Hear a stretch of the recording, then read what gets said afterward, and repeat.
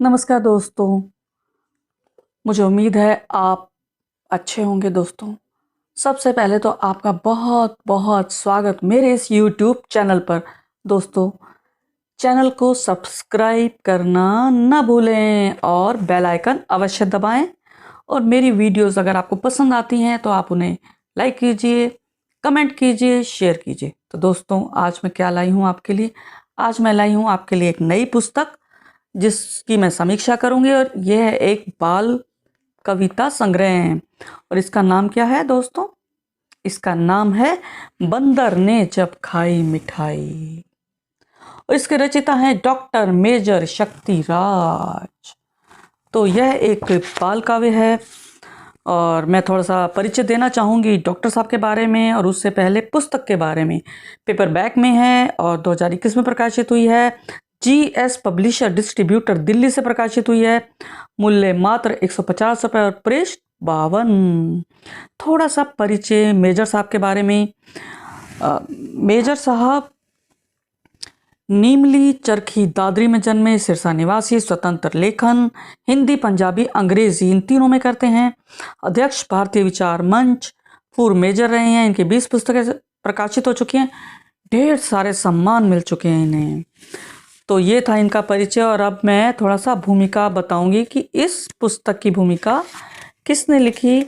इस पुस्तक की भूमिका लिखी है डॉक्टर घमंडीलाल अग्रवाल हैं, हरियाणा साहित्य अकादमी से सम्मानित बाल साहित्यकार, किसी परिचय के मोहताज नहीं हैं। इन्होंने इस पुस्तक के बारे में लिखा है कि कुल मिलाकर बाल मनोविज्ञान की चाशनी में लिपटी ये सभी कविताएं मनोरंजन के अतिरिक्त कोई ना कोई संदेश अवश्य देती हैं।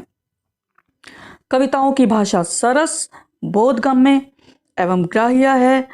बच्चे इन्हें खेल खेल में कंठस्थ करके सुख पाएंगे, ये डॉक्टर साहब ने कहा। और आत्मकथ्य में मेजर साहब क्या कहते हैं? इन्होंने कहा है कि मेरे देश के सब बच्चे अपना बचपन भरपूर खुशियों के साथ जिएं। वे स्वस्थ हों, संस्कारी हों, विद्वान हों, बलशाली हों, प्रतिभावान हों, प्रखर राष्ट्रभक्त हों व सर्वसमर्थ हों। इसी आशा के साथ यह कृति आपके हाथों में है। यह पुस्तक इन्होंने समर्पित की है डॉक्टर घमंडीलाल जी को। तो दोस्तों, मैंने ये पुस्तक पढ़ी और मुझे क्या महसूस हुआ, मुझे क्या लगा, मैं आपको बताती हूँ। इसमें 36 विविध विषयों की बाल कविताएं हैं। ये रोचक हैं, भाषा सरल है, इनमें गहता है।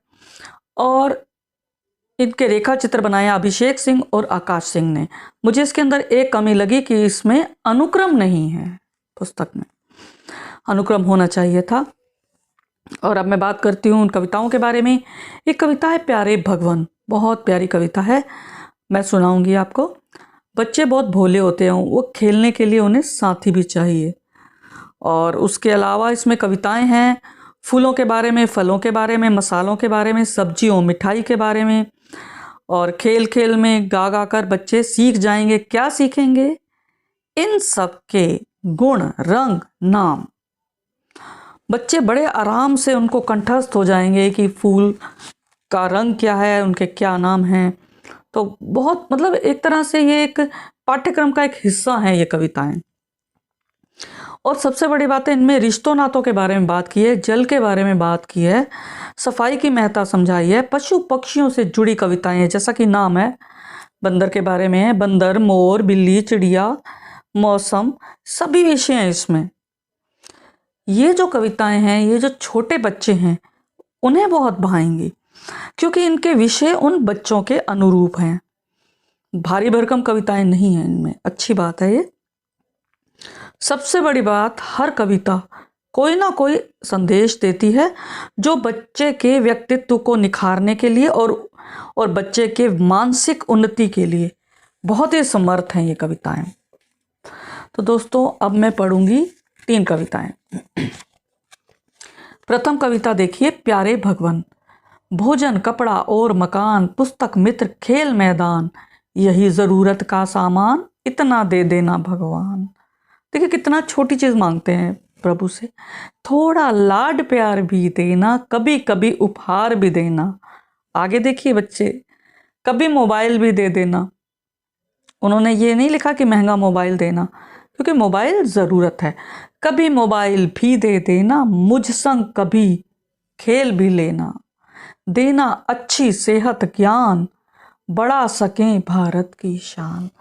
देखिए बच्चे ये छोटी छोटी चीज़ें मांगते हैं भगवान से, उन्हें भगवान का साथ भी चाहिए, खेलने वाला कोई चाहिए।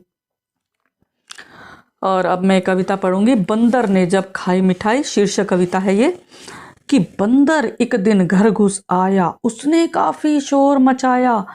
वह सोफे पर तनकर बैठा, बॉस हमारा बनकर बैठा। देखा मंदिर नया नया, वह मंदिर की ओर गया।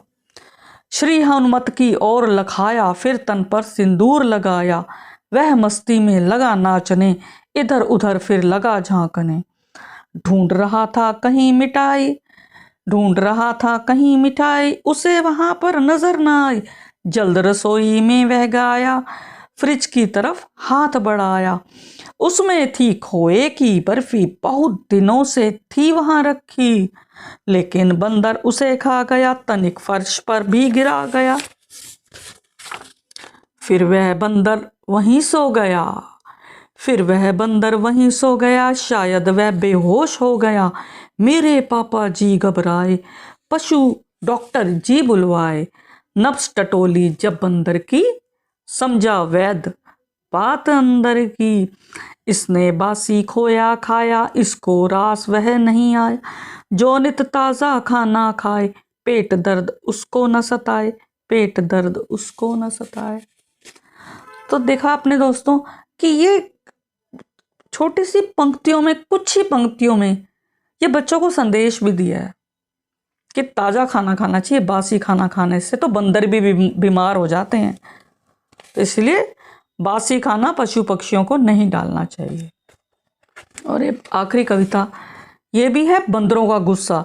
देखिए बंदरों के बारे में कितनी कविता लिखी है। मैं दोस्तों आपसे एक बात करना चाहूँगी कि आपने देखा होगा बहुत जगह बंदर उत्पात मचाते हैं, शहरों में आ गए हैं, लेकिन उनको पकड़े कौन?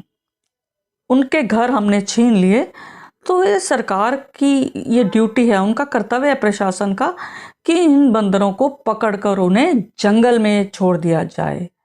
यहाँ बंदर बहुत लोगों को काट खाते हैं, नुकसान करते हैं, तो इसका कोई ना कोई हल तो अवश्य निकलना चाहिए। अब देखिए पहले ज़माने में हम बंदरों का नाच देखते थे, मदारी लोग लाते थे, और आजकल बंदर घर घर में अपना नाच दिखाते हैं। तो इसको लेकर इन्होंने कविता लिखी है। और अब मैं आखिरी कविता पढ़ती हूँ, बंदरों का गुस्सा। अब आप देखिए बंदर कैसे गुस्सा करते हैं कि बंदर मामा आएंगे, गुस्सा खूब दिखाएंगे। काट दिए क्यों इतने पेड़, हम सबको धमकाएंगे, हम सबको धमकाएंगे। हम रहते थे पेड़ों पर, अब हम पेड़ों बिना बेघर। आश्रय स्थल ढूंढने अब हम आपके घर ही आएंगे, आपके घर ही आएंगे। पेड़ बिना फल मिले कहाँ, घर अंदर भी आएंगे। नहीं अगर तुम खुद दोगे, छीन झपट कर खाएंगे, छीन झपट कर खाएंगे। संजीवनी वनों के बिना हनुमत कहाँ से लाएंगे। अगर सख्त बीमार पड़े तो कैसे तुम्हें बचाएंगे। समझदार बनते हो बेशक, की है तुमने भारी चूक। आहत हैं वनवा वन के जीव, तज दो अब आरी बंदूक, तज दो अब आरी बंदूक। नफरत गुस्सा हिंसा तुम नहीं किसी से किया करो। सभी प्राणियों के संग तुम प्रेम प्यार से रहा करो, प्रेम प्यार से रहा करो, प्रेम प्यार से रहा करो। डॉक्टर साहब ने बहुत संदेश दिए एक मात्र इस कविता में। पशु पक्षियों से हमें प्रेम करना चाहिए। दूसरा कि इनके आवास हमें लौटाने चाहिए, पेड़ों को नहीं काटना चाहिए। और उसके बाद पेड़ हमें ज़्यादा से ज़्यादा लगाने चाहिए। और नफरत गुस्सा हिंसा इसे हमें छोड़ देना चाहिए। तो दोस्तों मुझे उम्मीद है आपको ये कविताएं भी अच्छी लगी होंगी, समीक्षा अच्छी लगी होगी। तो आपके कमेंट्स का बहुत बहुत स्वागत, और एक बार फिर चैनल को सब्सक्राइब करना ना भूलें। धन्यवाद दोस्तों, फिर मिलेंगे अगली कड़ी के साथ, तब तक मुझे आज्ञा दें। शुक्रिया।